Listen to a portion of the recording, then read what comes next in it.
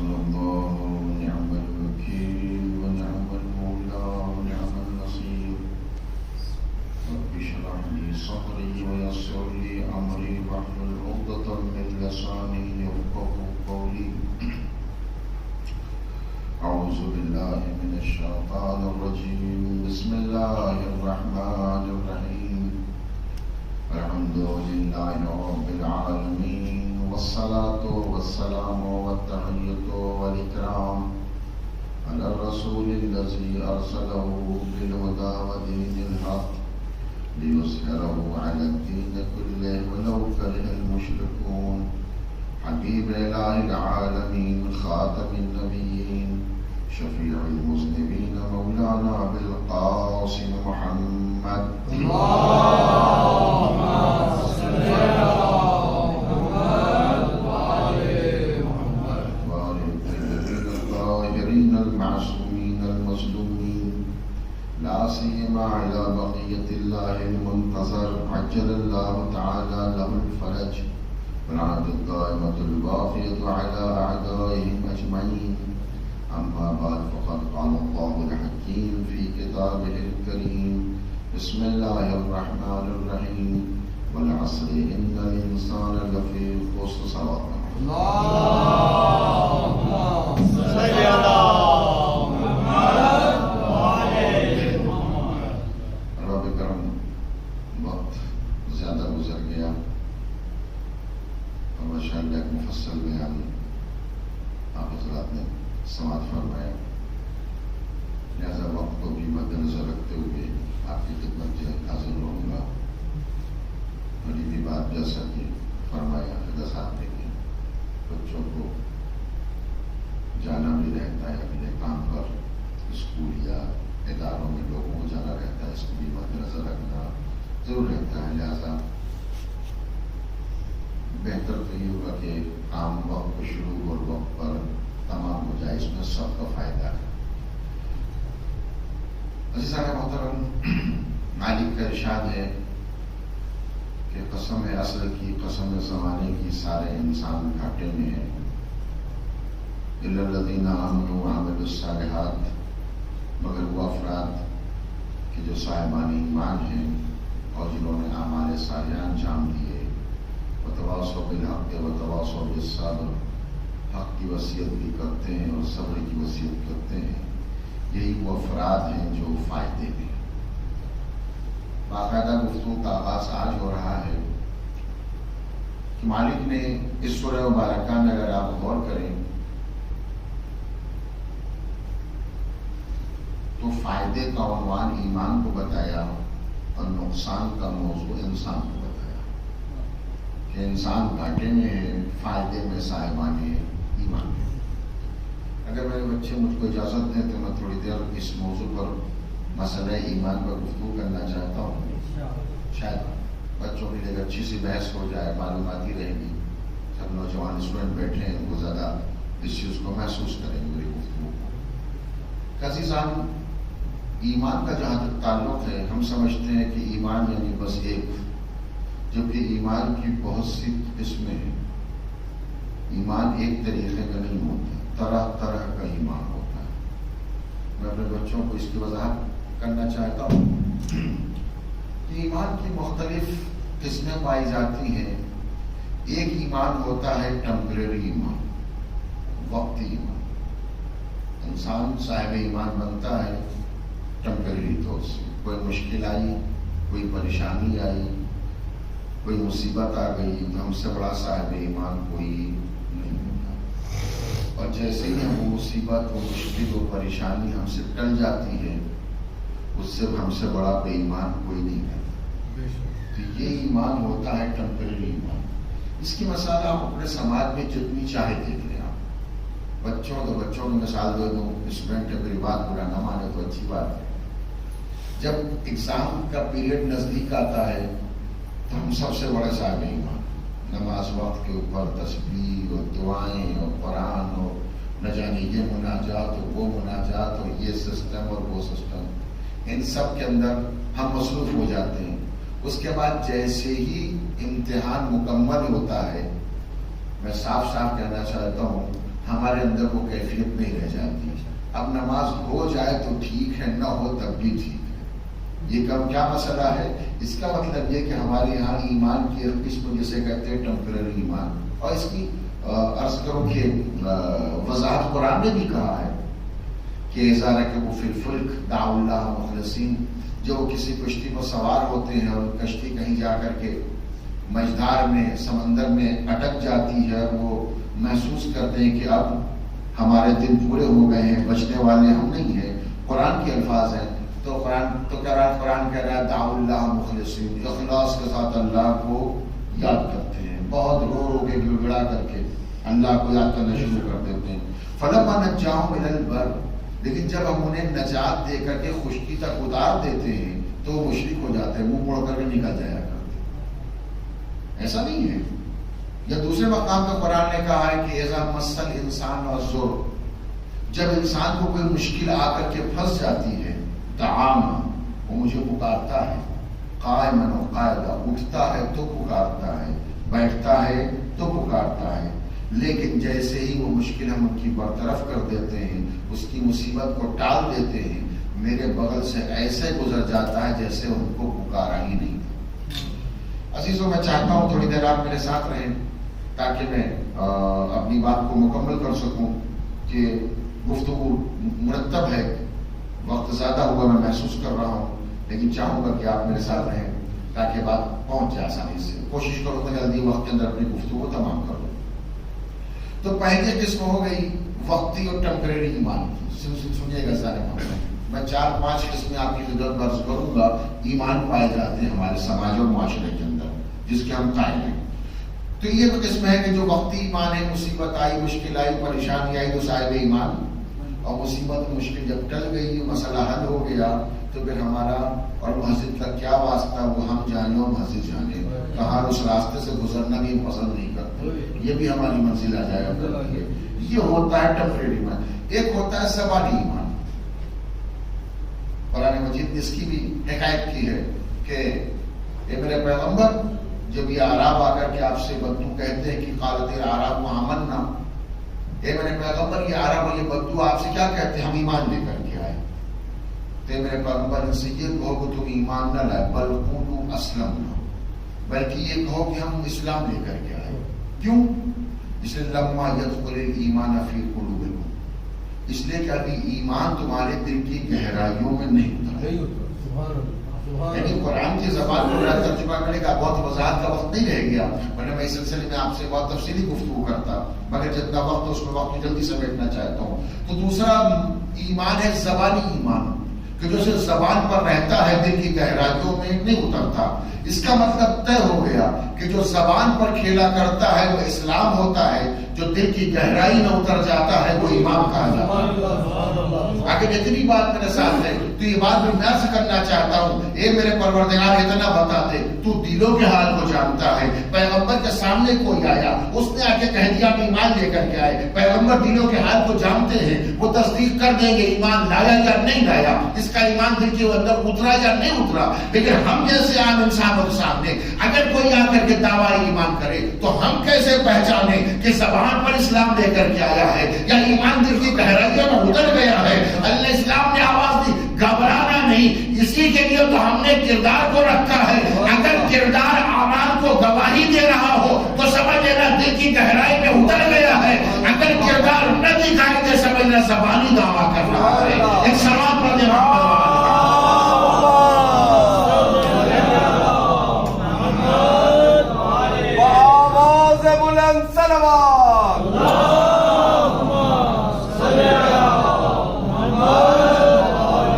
سلسلے کو جوڑتے رہیں گے سارے محترم. تو یہ دو قسمیں ہو گئی ایمان کی، ایک ٹیمپریری ایمان، ایک زبانی ایمان.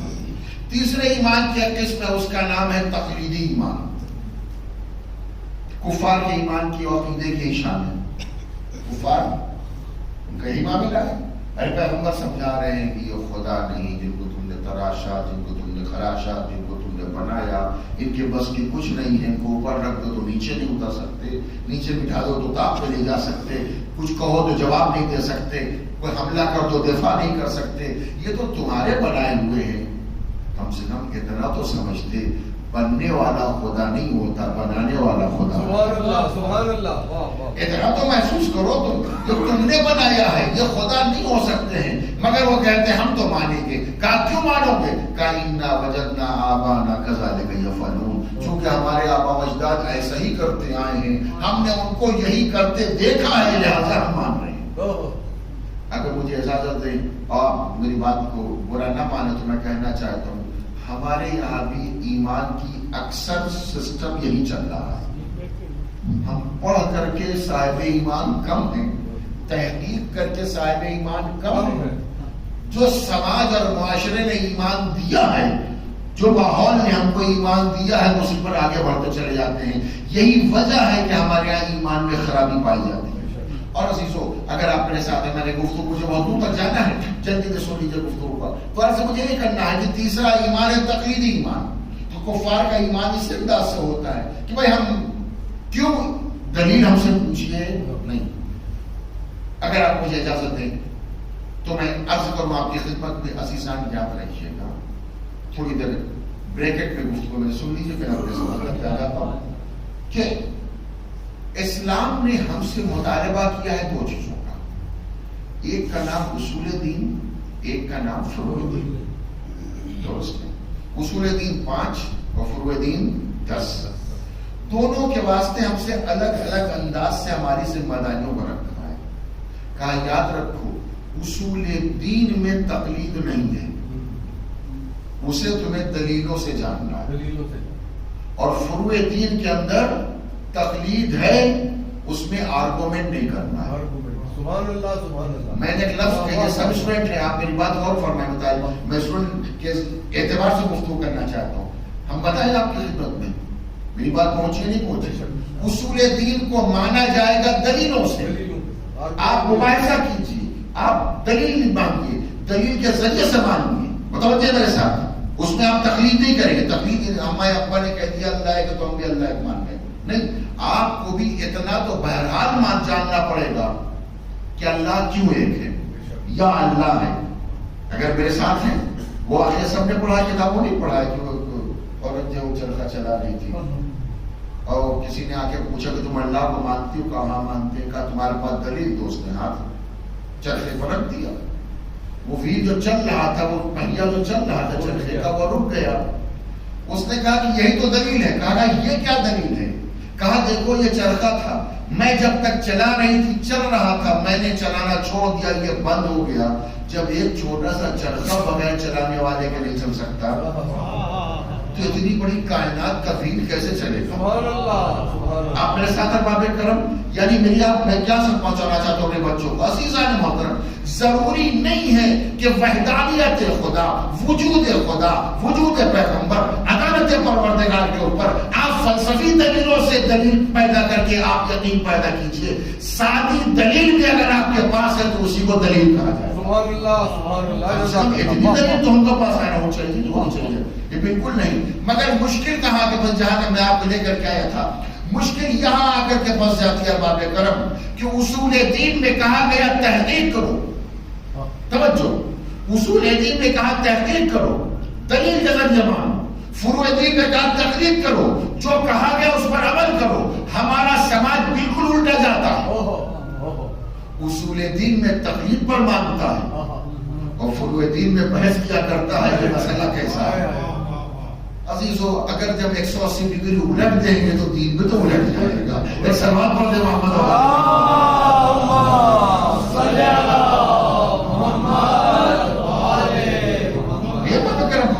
ہمارے معاشرے چل رہا ہے. گفتگو بہت رہے گی، آہستہ آپ کی خدمت میں عرض کرتا رہوں گا، مسائل کی طرف اشارہ کرتا رہوں گا. تو کفار کے عقیدہ اور ایمان بھی اسی طرح ہوتا ہے کہ اس کے اندر کوئی دلیل نہیں ہوتی، بس وہ مان رہے. کیوں مان رہے ہیں؟ کہ ہمارے آبا و اجداد نے ایسے ہی کیا، ابا ایسے خاندان یہی کرتا چلا آیا ہے. رسم و رسومات کی دنیا ہماری ایسی ہی ہے، چاہے جس حساب میں رسم دیکھ لیجیے، وہ چونکہ ہوتا چلا آیا اس لیے ہم نہیں کریں گے. متوجہ ہے؟ یہ مجلسوں میں لیٹ آنا اسی کا ایک نتیجہ ہے. سلوات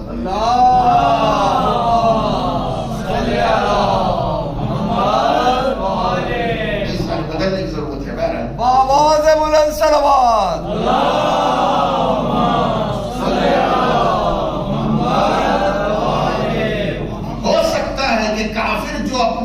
تقلیدی عقیدہ رکھتا ہے، تقلیدی ایمان رکھتا ہے، تقلید کے ذریعے مان رہا ہے، جس پر بھی عقیدہ رکھ رہا ہے، ممکن ہے کہ وہ اسلام کے حق والے عقیدوں سے مضبوط عقیدہ ہو۔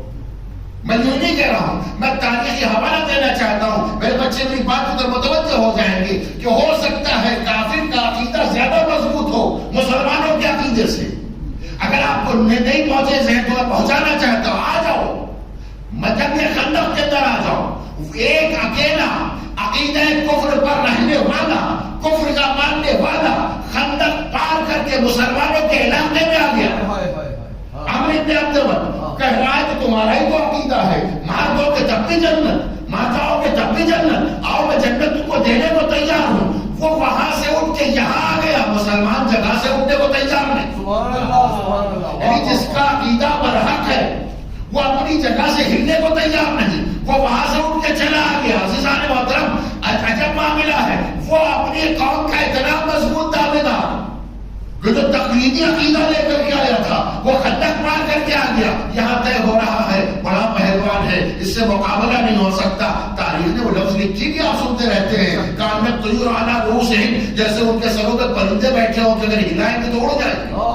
کوئی ہلنے کو تیار نہیں ہے، ہر انسان چپ بیٹھا ہوا ہے، جو اٹھے گا مارا جائے گا۔ یا رسول اللہ، ایک انسان جو اپنے مذہب پہ اتنا مضبوط بن کر کے تمہارے علاقے میں آ گیا، آپ کے علاقے میں آ چکا ہے، اگر اس کے مقابلے میں بھیجے گے تو کس کو؟ عجب نہیں میرا پیغمبر آواز دے، جتنا عقیدے میں اپنے عقیدے میں وہ مضبوط، ہم برابر ہی کا انسان بھیجیں گے، کسی عام انسان کو نہ بھیجیں گے۔ یہی وجہ ہے جب پیغمبر نے مولا کائنات کو عمر کے مقابلے میں بھیجا تو برابر کی لفظوں کا استعمال کیا۔ اگر اسے کل کفر کہا تو علی کو کل ایمان بنا کر بھی کہا۔ ایک صلوات پڑھیں محمد۔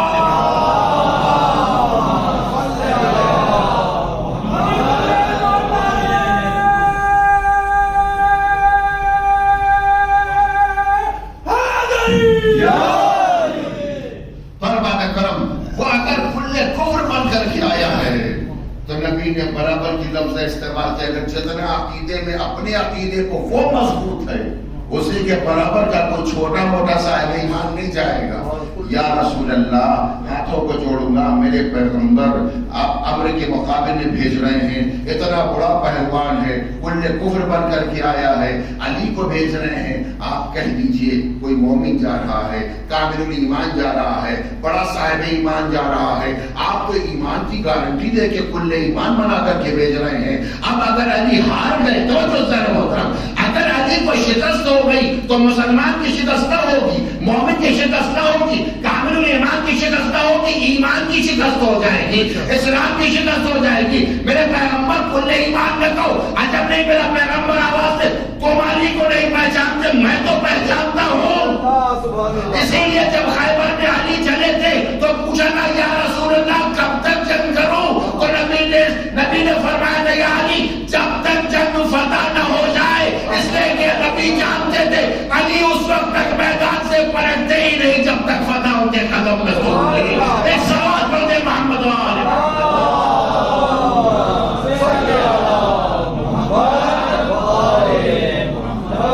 ایک اور سوال پڑھتے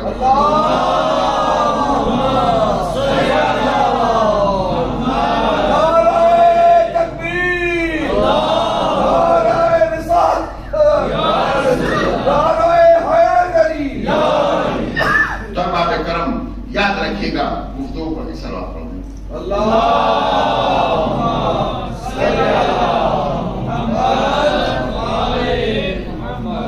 تو سلسلے تو میں نے گم نہیں کیجیے گا، ابھی تک میں نے ایمان کی 3 قسم بیان کی۔ ایک ہے وقتی ایمان، سلام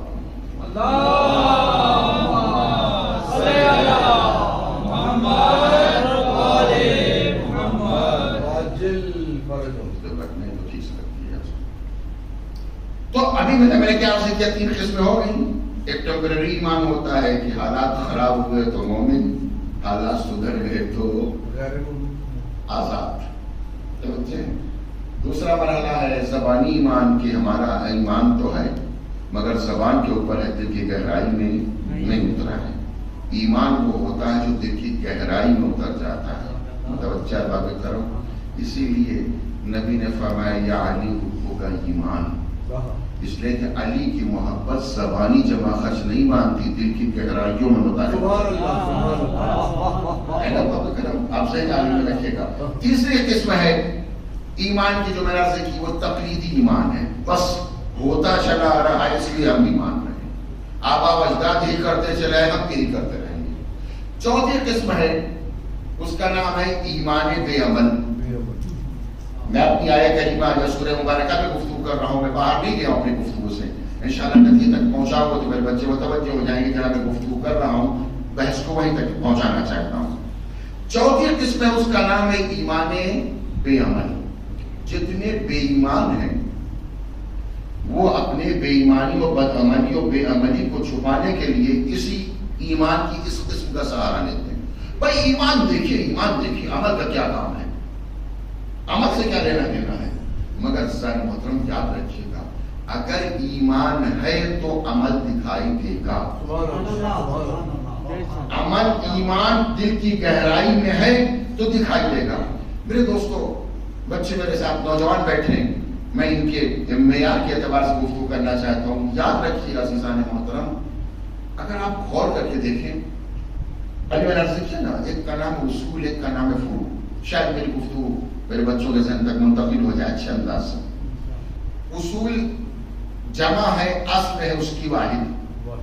اور اصل کے معنی میں مولانا نہیں بتائیں گے، آپ بھی جانتے ہیں. اصل معنی ہوتی ہے جڑ، روٹ.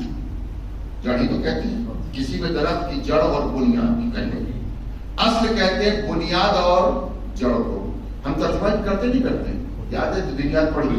اصول دین یعنی دین کی جڑیں 5، فروع دین یعنی دین کی شاخیں ڈالیں 10.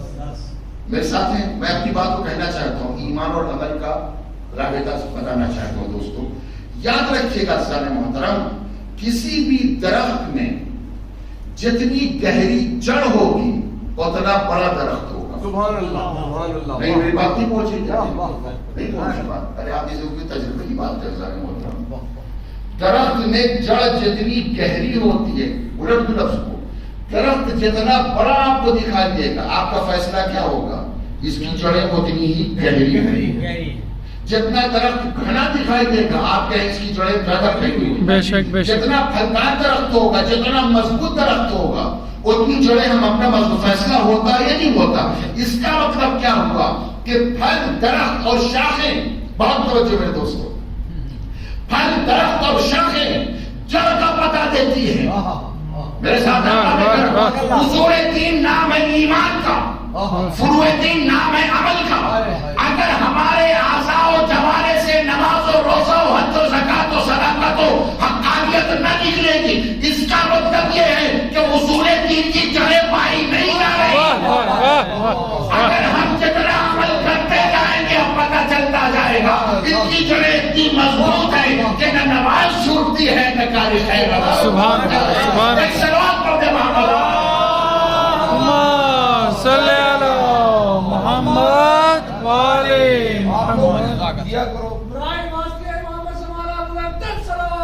اللہم صلی اللہ محمد والے محمد.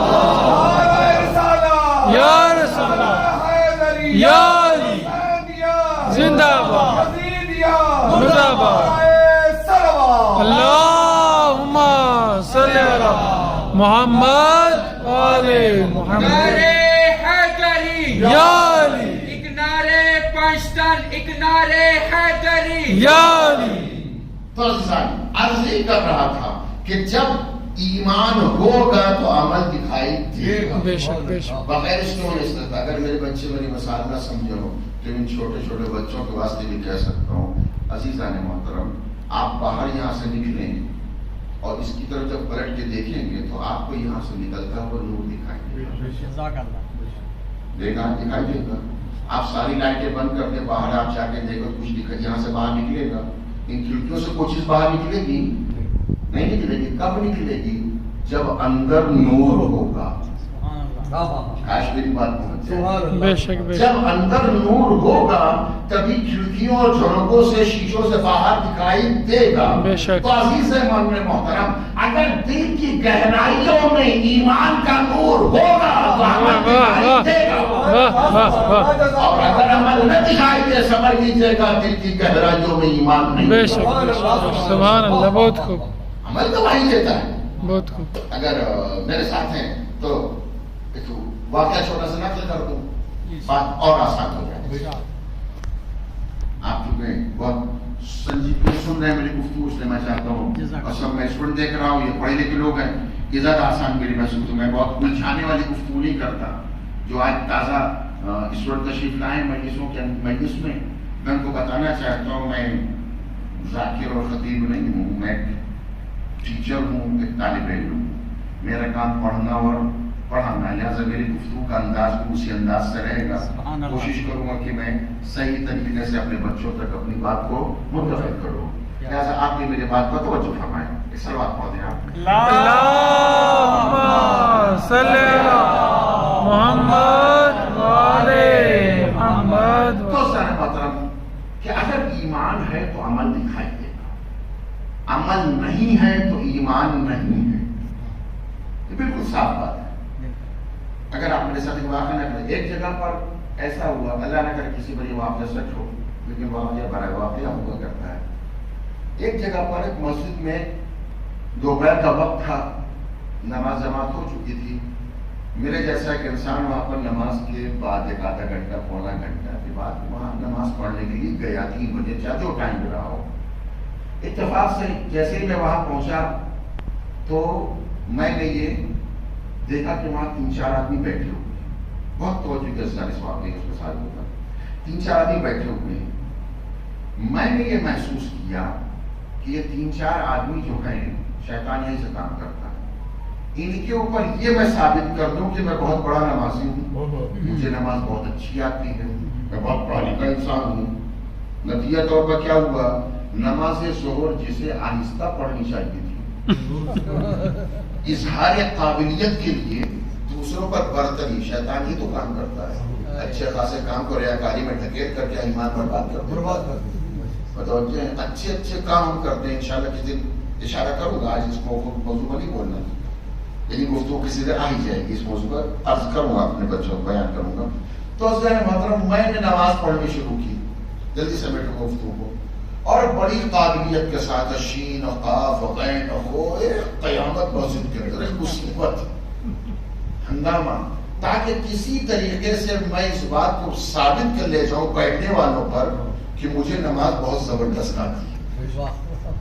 نیا نمازی ایسے ہی ہوتا ہے.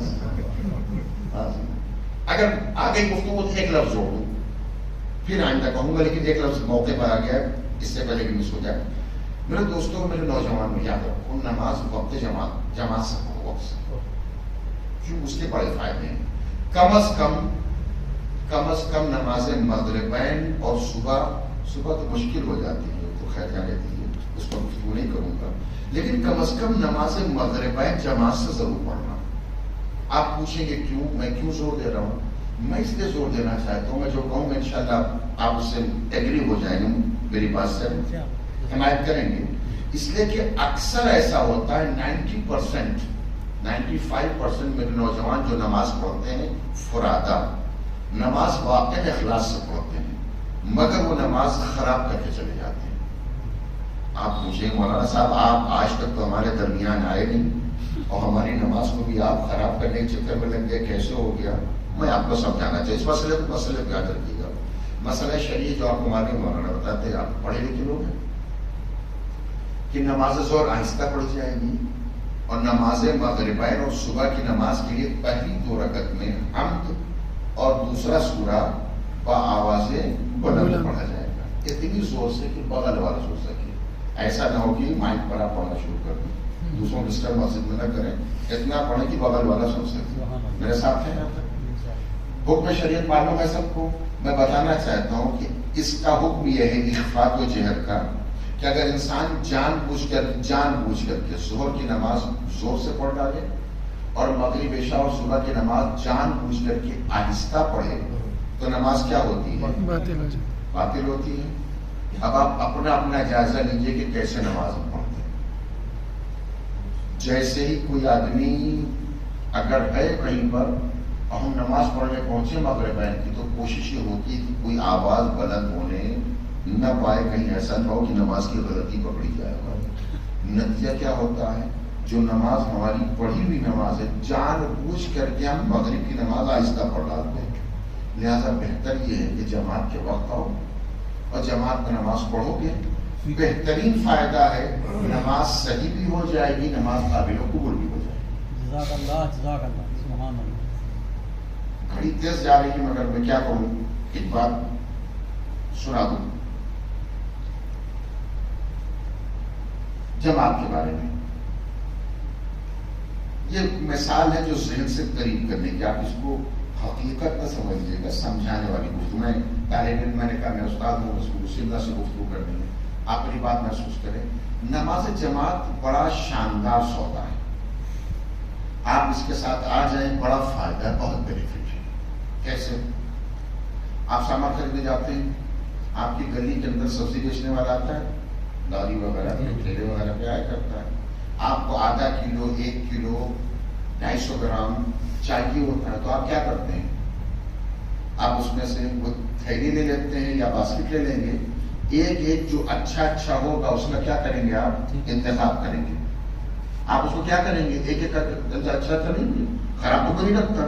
اگر اس نے ذرا برابر ایک خراب مال رکھا اور سے نکال کے دیکھ دیتے نہیں کریں اچھا مال ہے. تو جب ہم یہ سودا کرتے ہیں اپنے محلے میں کلو 2 کلو والا, تو کیا کرتے ہیں, جو اچھا ہوتا ہے اسے لیتے ہیں, جو خراب ہوتا ہے اسے کنارے کرتے چلے جاتے ہیں. میرے ساتھ آئے یہاں تک. لیکن جب ہم گئے منڈی, جو ہمارا کوئی پروگرام ہوا, فنکشن ہوا, کھانے کا انتظام کرنا ہوا, ہمیں 50 کلو کی بوری گیہوں کی, اس کے لیے بھی آلو کی, 50 کلو کی پیاز کی بوری لینی ہے. جو بڑے منڈی میں جائیں گے تو وہاں کیا ہوتا ہے, کہا یہ 50 کلو کی بوری ہے, آپ کو لینا ہے لیجیے. میں نے کہا نہیں, اس کو کھولیے, آپ اس میں سے اچھی لوں گا, خراب نہیں لوں گا. کہا یہ ہول سیل کا سودا ہے, اس میں انتخاب کا اختیار نہیں ہوتا. کاش میری بات پہنچ جائے, میں ذہن کو نزدیک کرنا چاہتا ہوں. یہ سودا کون سا ہے؟ ہول سیل کا سودا ہے. اس کے اندر لینا ہو تو اچھا ہو تو بھی لینا ہوگا, خراب ہو تب بھی لینا ہوگا, قیمت پوری دینی ہوگی. اس لیے کہ ہول سیل کے اندر انتخاب نہیں چلتا, انتخاب اور سلیکشن چلتا ہے جہاں پر پھٹ کر خریدا جاتا ہے, جہاں پہ انسان کلو 2 کلو خریدتا ہے. اگر میری مثال آپ پہنچی ہے تو میں سمجھانے کے لیے کہنا چاہتا ہوں, فرادہ نماز ہے پھٹ کر سودا. آج میری بات پہنچ جائے, فرادہ نماز ہے پھٹ کر سودا. جب فرشتوں کے پاس میری نماز پہنچی, اوپر لے کے اللہ کی بارگاہ میں پہنچے, کہا دیکھو قعود کیسا ہے, قیام کیسا ہے, قرآن کیسی ہے, ذکر کیسا ہے, صحیح پڑھا یا نہیں پڑھا, یہ خراب اس کو ہٹا دو, وہ خراب اسے ہٹا دو. جہاں خراب میری نماز ریجیکٹ ہو گئی. لیکن جب ہم نے جماعت کے ساتھ پڑھی, اب فرشتے ہم پوری جماعت کو جب لے کے گئے, مالک سودا ہوگا تو پورا ہوگا, اچھی اور خراب انتخاب نہ ہوگا. اچھے لوگوں کی نماز کے ساتھ ہماری نماز بھی قبول ہو جائے گی. ایک سلوات پڑھ دے محمد.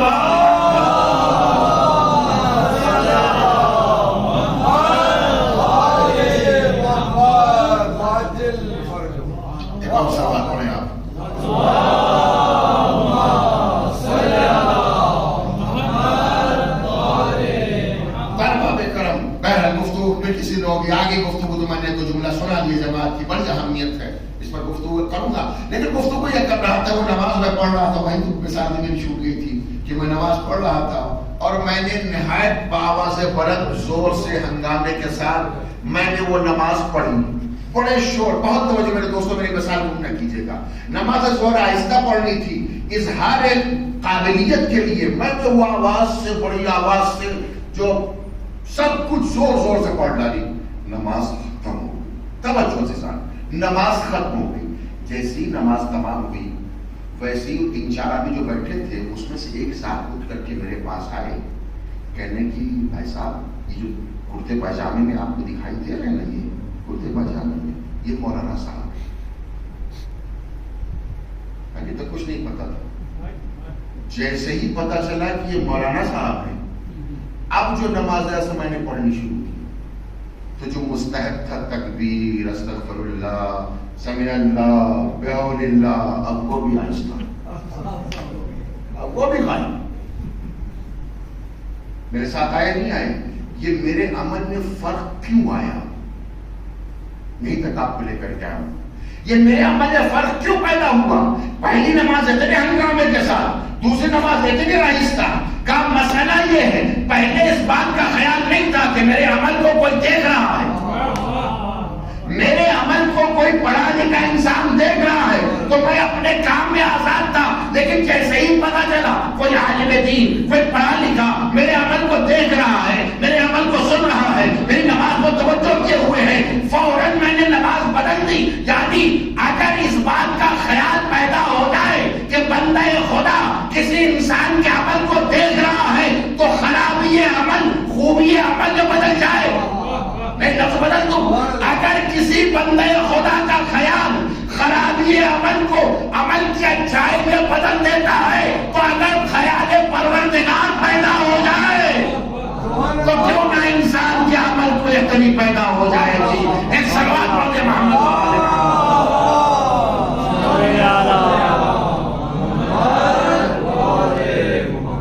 میں نے کہا کہ ہم تو صرف عمل کرتا ہے، ہم سے عمل کا مطالبہ نہ کیجئے، خالی یہ دیکھ لیجئے کہ ہمارا ایمان کیسا ہے. لیکن یہ مشکل کہاں آتی عزیزو؟ ہم خدا کو مانتے ضرور ہیں مگر دل کی گہرائیوں میں نہیں اتارا. ایک لطیفہ میں نے سنا تھا، عجیب و غریب لکھا تھا کہ ایک مسجد تھی، وہاں بورڈ لگا ہوا تھا. اب اس کی سڑک کی مثال آپ پائیں، میں مسجد کی مثال دے دیتا ہوں. وہاں بورڈ لکھ کے لگا ہوا تھا، وہاں چوری ہو جایا کرتی تو کسی نے مرد مومن لکھ کے لگا دیا کہ اللہ دیکھ رہا ہے، پھر بھی چوری ہوتی رہی. ایک سمجھدار پیدا ہوا، اس نے اگلے رات لکھ دیا کہ آپ سی سی ٹی وی کی قید میں ہیں. چوری ہونا بند ہو گئی. نہیں سمجھے میری بات کو؟ اگر آپ نے سمجھے تو مثال بدل دوں. چوراہے پر ہم سگنل توڑ لیتے ہیں، ریڈ لائٹ ہے، پار ہو جاتے ہیں، لیکن کسی چوراہے پر یہ اطمینان ہو جائے کہ سی سی ٹی وی کیمرہ آن ہے، اب سگنل توڑیں گے ہم. کیوں؟ اس لیے کہ معلوم ہے کوئی آنکھ دیکھ رہی ہے. یہی بات سمجھانا چاہتے ہوں ہمارے بچوں کو. اب ہمیں یقین پیدا ہو گیا کوئی ہمارے عمل کو دیکھ رہا ہے. اگر ہم برائی کر رہے ہیں، عمل کی خرابی پائی جا رہی ہے، اس کا مطلب ہے کہ ہم اللہ کے دیکھنے کے اوپر یقین نہیں رکھتے. ایک سوال پڑھ دیں محمد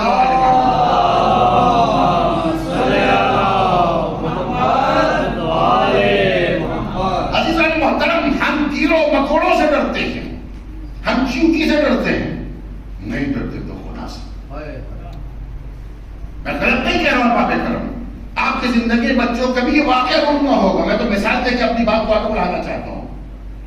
کبھی تجربہ کر کے ہو سکتا ہے کسی کا تجربہ ہوا ہو، نہ ہوا ہو تو سوچ لیجیے.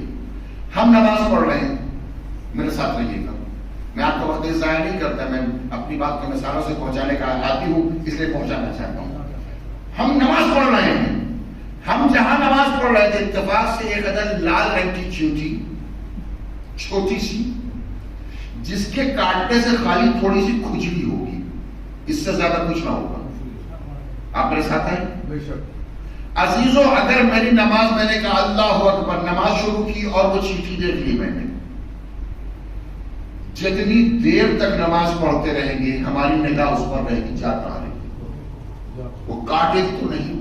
اب سجدہ کر رہے ہیں تو بچا بچا کے، قیام کر رہے ہیں تو بچا بچا کے، قعود کر رہے ہیں تو بچا بچا کے. میری بات پہنچی یا نہیں پہنچی؟ اگر ایک چینٹی کا ڈر پیدا ہو جائے تو انسان کے عمل میں تبدیلی پیدا ہو جاتی ہے. تو اگر خدا کا ڈر پیدا ہو جائے نہیں. سر محترم آپ غور کریں، میں آپ کو بتانا چاہتا ہوں میرے بچوں نوجوانوں، وقت بڑا خراب ہے. ہمیں وقت بہت دور لے کے چلا گیا ہے، دین سے دور کر رہا ہے. یہ دنیا کی رعنائیاں، یہ دنیا کے حالات، یہ معاشرہ، یہ سماج، یہ سوشل میڈیا، یہ وہ ہے جس نے ہم کو خدا سے دور کرنے کی کوشش کرتی ہے. ہم بہت دور ہوتے چلے جا رہے ہیں. ہم خدا سے اتنا بھی نہیں ڈرتے جتنا ایک بچہ ڈرتا ہے. میں اپنے گھر میں کیا بتاؤں، بڑی تیز جا رہی ہے۔ بہرحال چلیے میں جلدی سے اس بات کو سن لیجیے، پھر اپنی بات کو جتنے پیغام پہنچا رہے تھے بڑی حد تک میں نے آج اپنی گفتگو میں اپنے بچوں تک پہنچایا ہے۔ یہ مثال بھی سن لیجیے، کام ہی آ جائے گی۔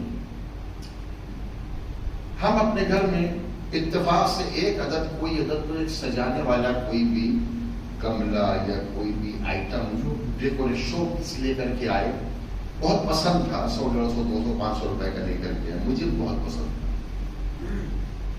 میں لے کر کے اس کو آ آیا تو میں نے دیکھا اچھا لگ رہا تھا، تو میں نے اس کو شو کیس میں رکھ دیا تھوڑا اونچا۔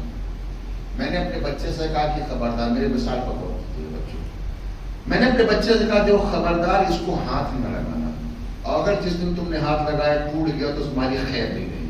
ہوتا ہی بچوں میں ایسے ڈانٹا جاتا ہے، ہوتا ہی نہیں، تمہاری خیر نہیں ہے، اس کو ہاتھ نہ لگانا۔ اب بچوں کی فطرت ہے، عربی مقول ہے انسان و حدیث اللہ، انسان کو جس سے روکا جائے گا اسی کو دیکھنا چاہے گا، یہ فطرت انسانی ہے، درست ہے۔ کوئی انسان، سب یہاں بیٹھے ہیں، کوئی ہلے گا نہیں، اگر بھی کر دو کوئی باہر نہ نکلنا، تب انسان فکر میں لگ جائے گا کیوں ہوگا، نکل کے دیکھا نہیں۔ ایک مزاج انسانی ہے، جس سے روکا جائے گا اس کو ضرور کرنا چاہے گا۔ ہم نے کہا بیٹا اس کو ہاتھ نہ لگانا، اس کا ٹوٹ گیا، اب وہ فکر میں ہے کہ ہے کیا، اس میں کیا بات ہے۔ بچہ پریشان تھا، میرے ساتھ رہے گا کہ جتنا بچہ ڈرتا ہے اتنا بھی ہم نہیں ڈرتے۔ وہ بچہ پریشان تھا، ایک دن ہم باہر نکل گئے اپنے کام سے، بچے نے لے کر کے والد صاحب تو گھر میں تشریف فرما نہیں کی، اب اس سے بہتر موقع کیا ہو سکتا، چل کے اس کو دیکھا تو جائے کہ بھائی کیا سوار تو تھا اس کے۔ اس نے اٹھایا اسٹول ایک عدد، وہ لے کے نزدیک آیا، اس پر وہ کھڑا ہوا، پھر بھی ہائٹ اور اونچائی زیادہ تھی، وہ اپنے پنجوں کے بل کھڑا ہو کے کسی طریقے سے اس کو وہ اتار کے دیکھنا چاہتا تھا، مگر بیلنس اس کا بگڑ گیا، ہاتھ اس کا لگا اور وہ گلدستہ گر کر کے ٹوٹ گیا۔ مجھے انصاف سے بتائیں، بچے والے بھائی آپ، بہت سے لوگ بچے والے ہیں، اس بچے کی کیفیت کیا ہوگی؟ وہ ڈرے گا، وہ سہمے گا، وہ گھبرائے گا، آج پڑے گی، آج ڈانٹ کھائیں گے، آج تو بچا نہیں سکتا کوئی، اس لیے کہ منع کیا تھا، میں نے یہ کر دیا ہے۔ اس کا رویہ کیا ہوگا؟ سمجھدار اگر بچہ ہوگا، جیسے ہی میں گھسوں گا ویسے ہی دوڑ کر کے گلے سے لگ جائے گا، پیروں سے لپٹ جائے گا، گودی میں سوار ہو جائے گا، مجھے معاف کر دو، مجھے معاف کر دو۔ کیا بیٹے کا پہلے وعدہ کیجیے معاف کر دیں گے، مجھے کچھ نہ کہیں گے۔ بچہ اتنا گڑگڑائے گا، جب وعدہ لے لے گا تو ایک مرتبہ وہ کہے گا کہ ابا وہ جو آپ گلدستہ لائے تھے میں اسے دیکھنا چاہتا تھا، میں وہ ٹوٹ گیا مجھ سے، مجھے معاف کر دو۔ عزیزان محترم، میں مثال یوں نہیں دینا چاہتا، میں آپ سے کہنا چاہتا ہوں ایک گلدستہ توڑ کر کے جتنا بچہ ڈرتا ہے، بڑا بڑا گناہ کرنے کے بعد بھی خدا سے نہیں ڈرتا۔ میں انسان غلط نہیں کہہ رہا ہوں، یہ فطرت کو غور کریں۔ اگر نہ سمجھے ہو تو میں ایک لفظ اور اضافہ کر دوں اپنی اس مثال میں، ایک جملہ 1 منٹ کے اندر ہر بچہ میری بات سمجھ جائے گا۔ زمانہ سوشل میڈیا کا ہے، ہر انسان کے پاس انسٹرومنٹ موجود ہے، ہر انسان کے پاس ڈیٹا موجود ہے۔ انسان اکیلا ہے، تنہا ہے، اپنے گھر میں ہے، بہت توجہ میرے بچوں نوجوانوں غور کرنا، تنہا ہے، اکیلا ہے، سارے امکانات موجود ہیں۔ میں اپنی مثال دوں، میں اپنے گھر میں تنہا بیٹھ کر کے موبائل کے اوپر کوئی ایسی چیز دیکھ رہا تھا جو دیکھنا حرام تھا، شریعت نے منع۔ اس درمیان کہ جب میں وہ غلط چیز دیکھ رہا تھا، میری مثال کو نہ کیجیے گا میرے دوستوں، جب وہ غلط چیز میں دیکھ رہا تھا، اسی درمیان میرا 3-4 برس کا بچہ کمرے میں جیسے ہی داخل ہوگا، میری بات پہنچی یا نہیں پہنچی؟ میرا رویہ کیا ہوگا؟ اسکرین بدل دیں گے، موبائل آف کر دیں گے، موبائل نیچے رکھ دیں گے۔ کیوں؟ اس لیے کہ یہ 4 برس کا بچہ کہیں دیکھ نہ لے کہ میں غلط کر رہا ہوں۔ عزیزوں، گناہ کرتے وقت اپنے 4 برس اور 5 برس کے بچوں سے ڈرتے ہیں، خدا سے نہیں ڈرتے، پھر دعویٰ کرتے ہیں ہم سے بڑا صاحب ایمان کوئی نہیں ہے۔ ایک سوال پڑھا،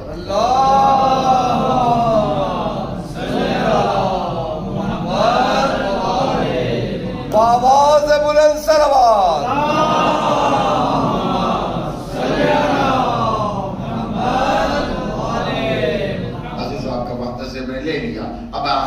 करना चाहता हूँ। तो 4 किस्में ईमान की हो गई बात, बीच बीच में अखलाकियात की ज़रूरी थी, इसलिए मैं अपने बच्चों तक पहुँचाना चाहता हूँ। मेरा फ़र्ज़ मनसबी है और मैं मुझे अल्लाह ने तौफीक दी तो बयान करने का इरादा रखता हूँ। बगैर उसके बयान किए मैं आगे बढ़ता ही नहीं, इसलिए कि यही मेरा अपना असली मकसद है। दरमियान दरमियान गुफ्तगू करता रहूँगा ताकि आप बोर भी ना हो और हक़ मजलिस भी साथ साथ उस गोशे को भी अदा करता चलूँ। लिहाजा मैं दोनों पहलुओं को सामने रखता हूँ। तो 5वीं किस्म है जिसकी तरफ इशारा किया सूरह मुबारक है असर, यहीं से गुफ्तगू शुरू हुई थी। वल अस्र इन्नल इंसान लफी खुस्र, कसम है असर की इंसान घाटे में है, इल्लल लज़ीना आमनू, सिवाय उन अफराद के जो ईमान लाए व अमिलुस सालिहात, ईमान भी लाए अमल साले भी अंजाम दिया। यानी ईमान वही काबिल कबूल है, वही ईमान काबिल कबूल है कि जहां ईमान भी पाया जा रहा हो, किरदार उसकी गवाही भी दे रहा हो, वही ईमान काबिल कबूल है। और अजीजों याद रखिएगा, जितना ईमान बढ़ता जाता है किरदार में उतना वज़्न बढ़ता जाता है। बस उसको मैं बहन को आखिरी मरहले में लेकर के आया, मैं इसको तमाम कर रहा हूं। जितना ईमान में वज़्न होगा, अमल भी उतना ही वज़नी होता जाएगा। यही वजह है कि हमने एक ही मैदान में दोनों ऐलान सुने। एक ऐलान सुना जब अली जा रहे थे, एक ऐलान सुना जब अली वापस आ रहे थे। जब अली अमर के मुकाबिल में जा रहे थे तो नबी ने अली के ईमान का ऐलान किया कि कुल्ले ईमान जा रहा है। ये ईमान का ऐलान था कि ईमान कुल्ले ईमान की मंजिल पर जब अली पलट करके आए तो नबी ने ऐलान किया, अली की एक ज़रबत इबादत सकलैन पर भारी हो गई। वो ईमान का ऐलान था, ये किरदार का ऐलान था। जितना ईमान बुलंद होता जाता है, किरदार में वज़्न पैदा होता जाता है। एक सलाम पढ़ते मोहम्मद व आले मोहम्मद।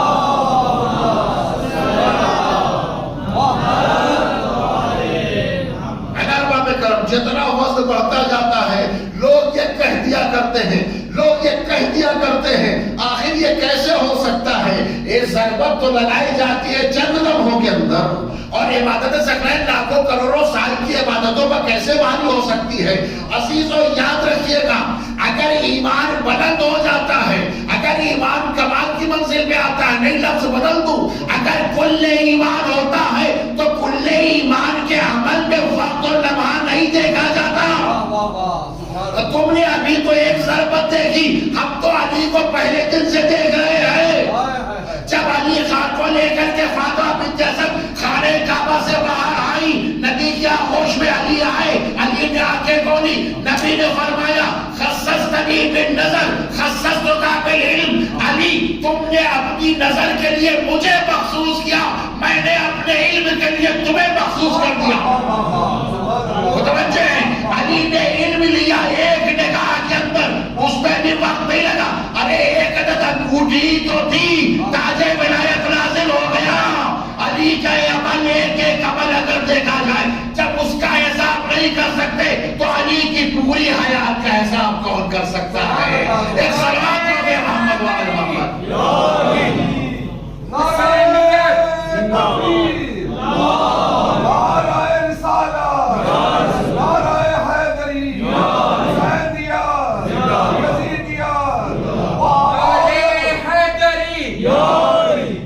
तो अज़ीज़ान मोहतरम, जैसा ईमान होता है वैसा अमल होता है, उसमें वक्त नहीं देखा जाता। अब ये लोग कह देते हैं, अब मेरे सामने ये स्टूडेंट है, मैं इस लफ्ज की वजाहत कर दूं और मैं इसको तमाम कर दूं। मैंने आज ये तक गुफ्तगू करनी है, मगर मैं चाहता हूँ मसला तशना न रह जाए कि ये सवाल अपनी जगह है। क्या अली ने एक तलवार चलाई? तलवार कितनी देर चली? चंद लम्हों के लिए। अमर अब्दुल्ला को कई दिन नहीं मारा था, एक तलवार चली और वो उसका खात्मा हो गया। ऐलान पैगंबर क्या हुआ कि ज़रबत अली यौमुल खंदक अफ़ज़ल मिन इबादत सकलैन, अली की ज़रबत खंदक के दिन जो अमर पर चली, वो सकलैन की इबादत पर, दोनों कायनात की इबादत पर क्या है? भारी हो गई। इबादतें कितनी है? कितनी ज्यादा, करोड़ों साल, अरबों साल, दुरुस्त है। ज़रबत कितनी देर चली? चंद। तो आखिर ये बराबर कैसे हो सकता है? آپ پڑھے لکھے لوگ ہیں, میری بات کو جلدی محسوس کر لیں گے. عزیزان محترم, یاد رکھیے گا, جب کمال بڑھتا جاتا ہے اس میں وقت نہیں دیکھا جاتا, کمال کی قدر ہوتی ہے. نہیں, میری بات پہنچی یا نہیں پہنچی؟ آپ آئیے میرے ساتھ. بہت تو میں نے کہا 1 منٹ میں مسئلے کو حل کر دو اور مسئلے کو تمام کر رہا ہوں. مثلا ہم ایک مزدور لے کر کے آئے کام کرنے کے لیے. کتنی دیر کے لیے؟ 8 گھنٹے کے لیے. جو مزدور کام کرتا ہے مٹی اٹھانا, ڈھونا, اینٹا اٹھانے کے لیے کتنا دیتے ہیں؟ مثلا میرے شہر میں مثلا 600-700 روپئے ہے. آپ کیا بھی ایسے ہی ہو جائے گا. 8 گھنٹے وہ کام کرے گا, کتنا دیں گے؟ 700 روپئے مثال. ٹھیک, لیکن اس مزدور کے ساتھ جو مستری ہے وہ بھی 8 گھنٹے کام کرے گا, اسے کتنا دیں گے آپ؟ 1200 روپئے. میں نے کہا فرق کیوں؟ وہ بھی انسان, یہ بھی انسان. اسے 8 گھنٹے کا 700, اسے 8 گھنٹے کا 1200. متوجہ ہیں؟ اس سے آگے اور بڑھ جائیے. اس پروجیکٹ کا جو انجینئر ہے جب وہ آ کے وزٹ کرنے آتا ہے تو آگے کتنی دیر رہے گا؟ 10 منٹ 15 منٹ. اس نے ایک مرتبہ دیکھا, سارا نظارہ کیا, ہاں سب ٹھیک ہے. 15 منٹ آ کے وزٹ کی, اس کی فیس کتنی ہو گئی؟ 2000 روپئے, 5000 روپئے. میرے ساتھ چل رہے نہیں چل رہے؟ انسان وہ بھی جو مزدور تھا, انسان وہ بھی جو مستری تھا, انسان وہ بھی کہ جو انجینئر بنا ہوا ہے. توجہ ہے بھائی بکرم. اب یہ تو چھوٹی مثال ہے, اب اس کو آپ آگے لے کے چلے جائیے. کسی بڑے پروجیکٹ, کسی بڑے پلانٹ, کسی بھی ریفائنری, کہیں پر بھی بڑے بڑے پروجیکٹ جو پائے جاتے ہیں ڈیم وغیرہ میں, وہاں پہ کوئی خرابی پیدا ہو گئی, کہا یہاں پہ انجینئر کوئی پیدا نہیں کرتا, کہا انگلینڈ سے آئے گا, جرمنی سے آئے گا. میرے ساتھ ہے, جرمنی سے انجینئر آیا, وہ اپنی گاڑی میں بیٹھا ہوا ہے, اترا بھی نہیں, وہیں سے بیٹھے بیٹھے معائنہ کیا. اس نے کوئی 2-4 خطرے لائن لکھی, 2-4 انسٹرکشن دیے, اور پھر معاملہ حل. اور وہ چلا گیا. کتنا لیا اس نے؟ 2 لاکھ روپے. اس کی 5 منٹ کی فیس ہو گئی. میں نے کہا فرق کیا ہوا؟ میری بات پہنچی یا نہیں پہنچی دوستوں؟ میری بات پہنچی یا نہیں پہنچی؟ میں نے کہا فرق کیا ہوا؟ مزدور کو 8 گھنٹے کا 700 روپے, وہ 5 منٹ کا بڑا جرمنی انجینئر سے 2 لاکھ روپے, 10 لاکھ روپے تمہیں فی دے رہے ہو. کہا مولانا صاحب مسئلہ انسان کا نہیں, مسئلہ علم اور کمال کا ہے. جتنا کمال بڑھتا جاتا ہے پھر وقت نہیں دیکھا جاتا, کمال کی قدر ہوتی ہے. اب سمجھے, ثقلین کی عبادت ایک طرف ہے, علی کل ایمان کی ضربت ایک طرف ہے. جب کل ایمان ہے تو وقت دیکھنا, کمال ایمان دیکھتے چلے جانا. ایک صلوات پڑھ دے محمد والے.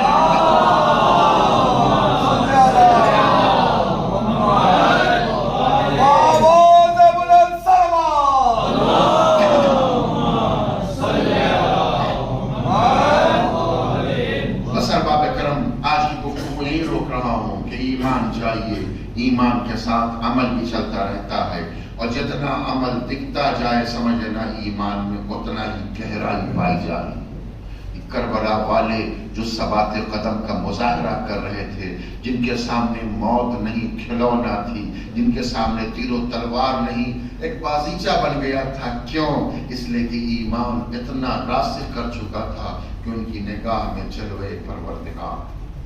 اب ان کے سامنے کوئی چیز نظر نہیں آ رہی تھی. وہ رضائے خدا دیکھ رہے تھے, رضائے امام دیکھ رہے تھے, مرضی خدا دیکھ رہے تھے, مرضی امام دیکھ رہے تھے. کیوں نہ ہو, جب ایسی منزل پر اصحاب آ جاتے ہیں تب امام کو آواز دینی پڑتی ہے, جیسے اصحاب مجھے ملے کسی کو نہیں, جیسے اہل بیت مجھے ملے کسی کو نہیں ملے. جب انسان اس مقام پر آتا ہے, اس منزل پر آتا ہے ایثار و قربانی کی, تب ہر انسان کی ذمہ داری ہے کہ ہر شب جمعہ ان کی بارگاہ میں کھڑے ہو کے کہے, بے ابی انتم و امی, ہمارے ماں باپ آپ پر فدا ہو جائیں, اور تم تو اس مقام پر فائز ہو کہ جس زمین پر تمہارا خون بہ گیا وہ زمین بھی پاک و پاکیزہ. کس مقام پر تھے؟ اس لیے کہ وہ ایمان کو اس مقام پہ تھے کہ جہاں کوئی نہ پہنچ سکا. یہی تو وجہ ہے کہ ہم نے دیکھا ہے کہ جب شب عاشور آئی اور امام خیام کا جائزہ لے کر کے ایک مرتبہ مقتل کی طرف نکلے، جیسے ہی چند قدم آگے بڑھے تھے امام نے محسوس کیا جیسے کوئی آ رہا ہے۔ امام نے پوچھا کون؟ آواز دی آپ کا غلام نافع آ رہا ہے۔ مرتبہ نافع کا نام سننا تھا۔ امام نے پوچھا نافع تم کیوں چلے آئے؟ میں تو تنہا جا رہا تھا۔ عزیزو سنو گے، ایک مرتبہ نافع نے کہا مولا میں نے یہ دیکھا کہ آپ تنہا مقتل کی طرف جا رہے ہیں، مجھے گوارا اور برداشت نہ ہوا کہ میرا مولا اکیلے مقتل میں جائے گا، اس لیے میں ساتھ ہو لیا۔ میں کہوں گا اے نافع یہ شب عاشور ہے، ابھی امام کو تنہا نہ جانے دینے کے لیے ساتھ ہو گئے۔ کاش عصر کے ہنگامات تھے جب کوئی بھی نہ تھا، نہ اکبرے نہ قاسمے نہ علی اکبرے نہ عباس، کوئی نہیں تھا۔ حسین تنہا در خیمہ پہ آواز دے رہے تھے وَأَبْطَالَ الصَّفَا وَيَا فُرْسَانَ الْحِجَابِ جزاکم اللہ خیر الجزا۔ خدا آپ کو کسی غم میں نہ رلائے سوائے غم آل محمد کے۔ امام نے کہا اچھا آ گئے ہو تو آؤ میرے ساتھ آ جاؤ۔ یا غلام امام کے ساتھ ہو لیا۔ امام مقتل میں بڑھتے جاتے ہیں، ایک ایک مقام کی نشاندہی کرتے جاتے ہیں۔ اے نافع یہ دیکھو یہ جگہ ہے جہاں میرا حبیب مارا جائے گا، یہاں زہیر شہید کیے جائیں گے، یہاں مسلم نے اوسجہ شہید کیے جائیں گے، یہاں میرے اکبر کے سینے میں برچھی لگی ہے۔ یہ مقام وہ ہے جہاں تمہیں شہید کیا جائے گا، یہ مقام وہ ہے جہاں میں اسرائیل کے لیے پانی مانگوں گا، یہ مقام وہ ہے جہاں میرے غازی کے بازو کرم کیے جائیں گے۔ ایک ایک مقام دکھاتے دکھاتے آخر میں امام اس نشیب کی طرف آئے جہاں پر امام کی شہادت ہونی تھی۔ آ کر کے آواز دیتے ہیں لال یہ وہ نشیب ہے جہاں تمہارا امام شہید کیا جائے گا۔ نافع کہتے ہیں میں جتنی دیر کھڑا رہا میں اس زمین کو دیکھ رہا تھا جیسے کسی نے زمین کو صاف کیا ہو، کسی نے جھاڑو دیا ہو، بہت صاف زمین دکھ رہی تھی۔ اور جتنی دیر میں بیٹھا تھا کسی رونے والی خاتون کی آواز آ رہی تھی۔ ایک مرتبہ جب امام اس جگہ سے باہر آئے تو نافع کہتے ہیں میرے مولا میں ہر جگہ گیا میں نے کہیں کچھ نہیں دیکھا، آج جب میں اس نشیب میں آیا تو میں نے محسوس کیا جیسے کسی نے زمین کو صاف کیا ہو۔ اور جتنی دیر میں کھڑا تھا کسی دکھیاری ماں کے رونے کی آواز آ رہی تھی۔ ایک مرتبہ نافع سے کہتے میرا مولا کہتا ہے تم نے نہیں پہچانا، ارے یہ وہی رو رہا ہے جس کا گھر گھر اجڑ جائے گا، یہ میری ماں فاطمہ زہرا۔ جزاکم اللہ خیرہ۔ خدا آپ کو کسی غم میں نہ رلائے سوائے غم آل محمد کے۔ اے رونے والوں امام واپس آئے، جیسا لگتا ہے کہ بہن بھائی کا انتظار کر رہی تھی، جیسے یہ خیمے میں داخل ہوئے کہا بھیا کیا ڈیری؟ کہا بہن کل جنگ ہو جائے گی۔ کہا بھیا آپ نے اصحاب کو آزما لیا ہے یا نہیں آزما لیا؟ نافع بھی بہت دور نہیں تھے، ان کے کانوں میں آواز آئی کہ شہزادی کو شاید میری وفا پہ بھروسہ نہیں ہے۔ اے رونے والوں دوڑ کر اصحاب کے خیموں کے نزدیک آئے، اے اصحاب وفا کیوں خیموں میں بیٹھے ہو؟ شہزادی زینب کو ہماری وفا پہ بھروسہ نہیں، ارے چلو اعتبار دلا دو۔ سننا تھا اصحاب وفا نے اپنی تلواریں لے کر بی بی کے خیمے کے سامنے آ کر بیٹھ گئے، تلواروں کو گردنوں میں رکھا، آواز دی مولا بی بی سے کہیے ہماری وفا پر اعتبار کرے ورنہ حکم دے ہم اپنے ہاتھوں سے اپنے گلے کو پکڑیں۔ وَسَيَعْلَمُ الَّذِينَ ظَلَمُوا أَيَّ مُنقَلَبٍ يَنقَلِبُونَ إِنَّا لِلَّهِ وَإِنَّا إِلَيْهِ رَاجِعُونَ۔ الہی بحق الزہرا وابیہا وبعلہا وبنیہا، پروردگار جو واسطہ محمد اور ہمارے اس عمل کو قبول فرما، جو بیمار و بھاگتے بیمار کربلا شفاء کامل و عاجل عطا فرما، جو پریشان حال ہوں گے پریشانیوں کو دور فرما۔ پروردگار جو وطن سے دور ہمیں سلامت ان کے وطن میں واپس پلٹا۔ پروردگار جو بے روزگار نے برسر روزگار لگا دے، جو برسر روزگار کی رزق میں برکت عنایت فرما۔